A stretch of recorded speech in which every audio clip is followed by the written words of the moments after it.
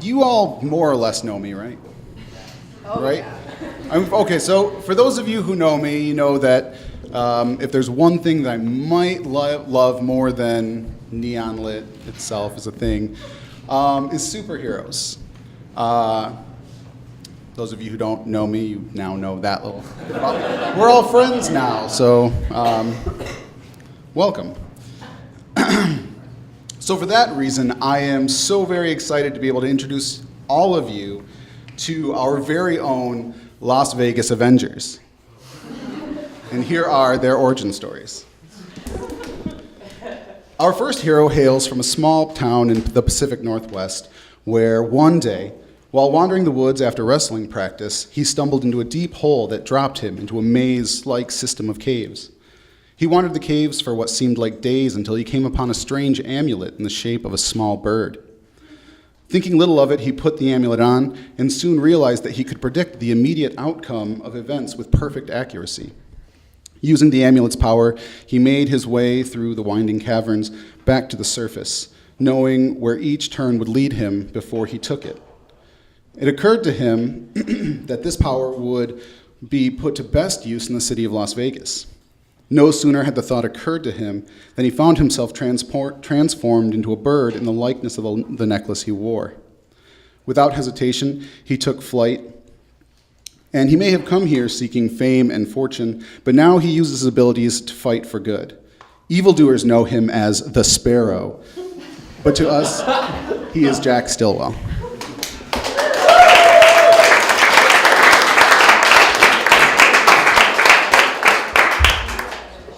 Thanks, Tim. Yeah, I predicted that with perfect accuracy. It's exactly what I thought it was going to be. Can everyone hear me? Cool. All right, so this is a story I worked on in workshop last year. Been tweaking it a bit over the last week. I hope it's a little bit better now. It's called The Bench.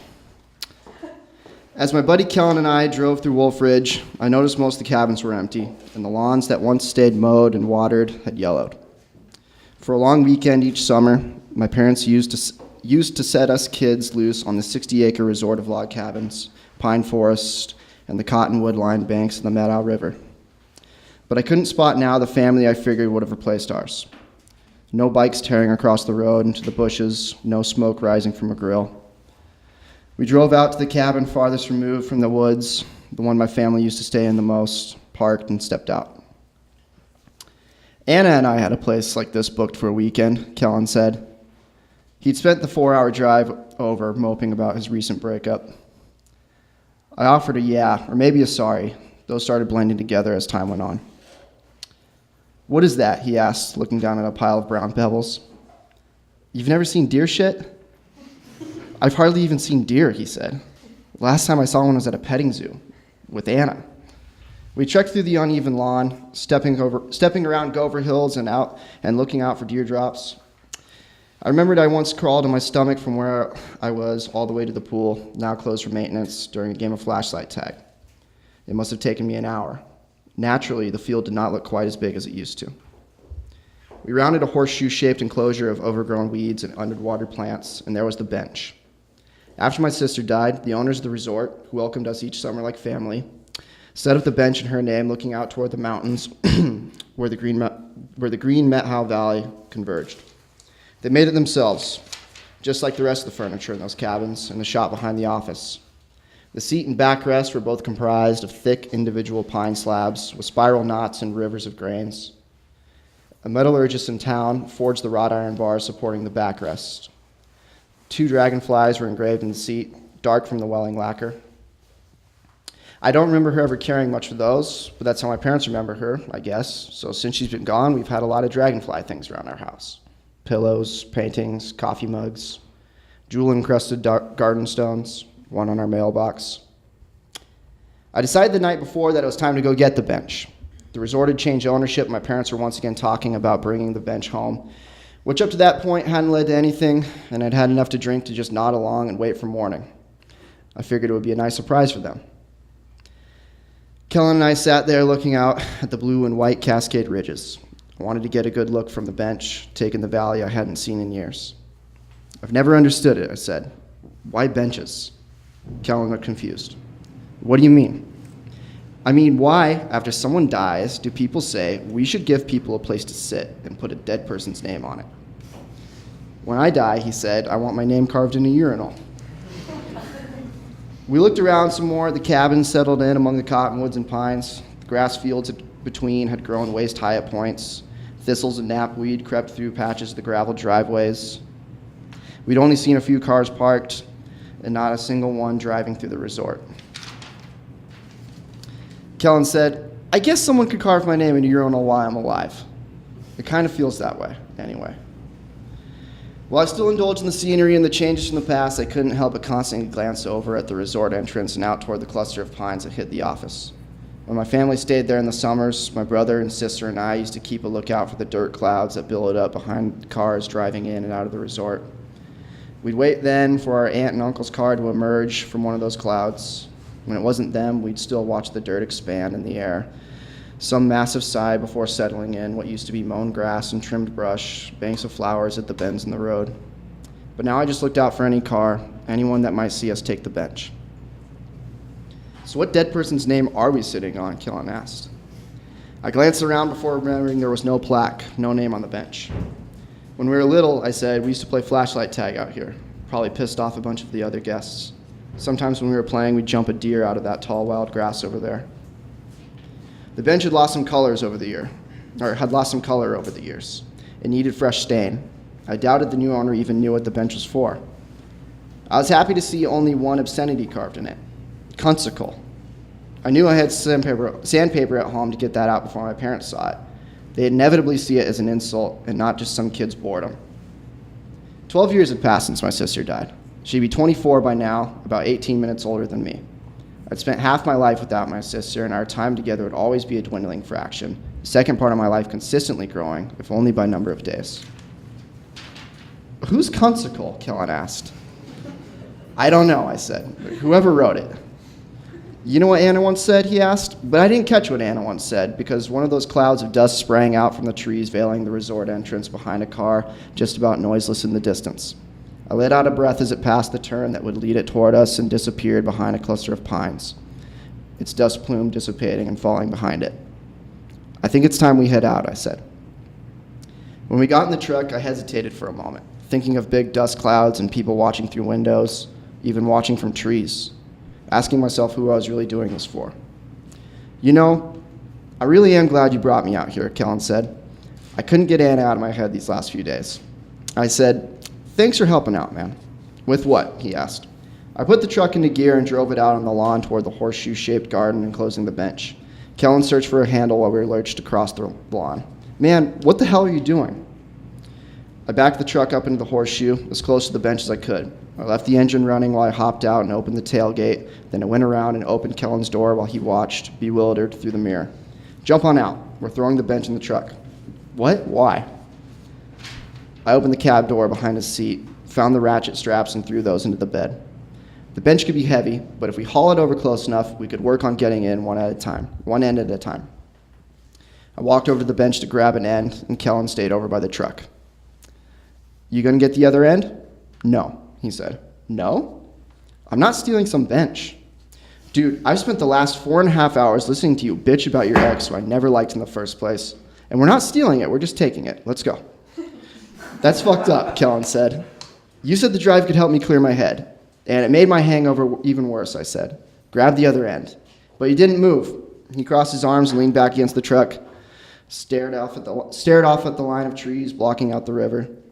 Kellen, I said, this is my sister's bench. It means a lot to my family. Why didn't you tell me that? He walked over from the truck. I tested lifting my end of the bench. Like I said, it's heavy. We each took an end and waddled with it over toward the truck before wrestling the first end of it into the bed. Then we lifted it together at the back and slid it all the way to the cab. The bench was just slightly longer than the bed, and the tailgate would not close on it. I'm going to tie it down. Let me know if any cars come. Listen, Kellen said. I know it's your sister's, but should we be doing this? I told you, it's fine. We're not stealing it. Then why am I watching for cars? I let that question hang in the air as I strapped the bench down. I noticed a few splinters from where the bolts keeping the first leg in place began to give. Our clumsiness in getting the bench into the bed must have wrenched on the thing. There wasn't anything I could do about that, though. I quickly wrapped the second leg with the other strap and hooked that to the turkey truck as well. That'll come up. Okay, I said, let's go home. Instead of going back through town where someone might notice the bench in the truck, I took us out onto a narrow gravel road through the woods. A cattle grate marked the transition to private land, and the road wound through the hilly terrain before it would dump us off on the North Cascades Highway at the foot of the mountains. We climbed through the hills slowly. I kept checking the mirror to see the bench, continuously surprised by how close it was. There was a steep, rocky incline to our left and an almost sheer drop to our right. We were about to the point where the tops of the pines were below us when Kellen called for me to stop. A flock of turkeys, maybe 15 of the things, blocked the way. They just stumbled around ahead of us and scowled over their shoulders. I crept behind them, but kept having to stop. Kellen started cracking up at the birds and their resentment in sharing the road with us.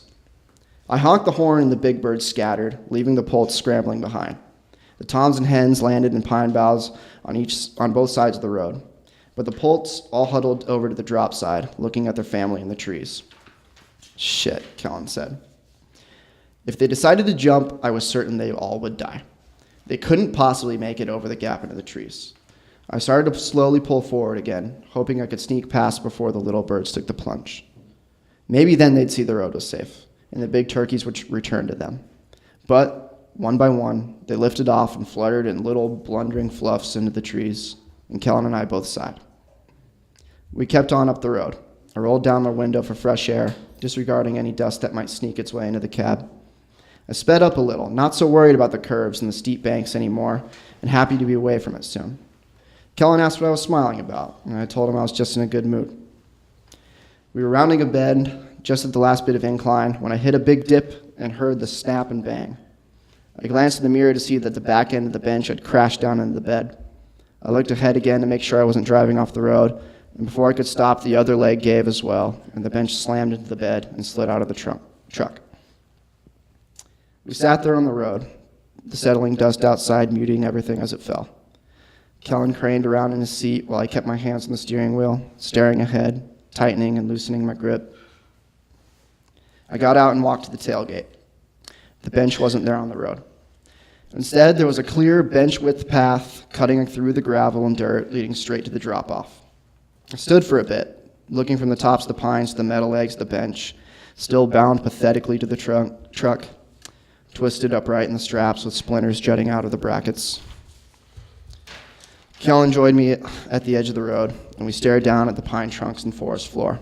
The bench was flat on the ground, not broken looking or anything, but somewhat like a toy, about 100 or so feet below us. I pictured the spiral knots in the bench, the smooth curves, the backrests that I could barely make out from the distance.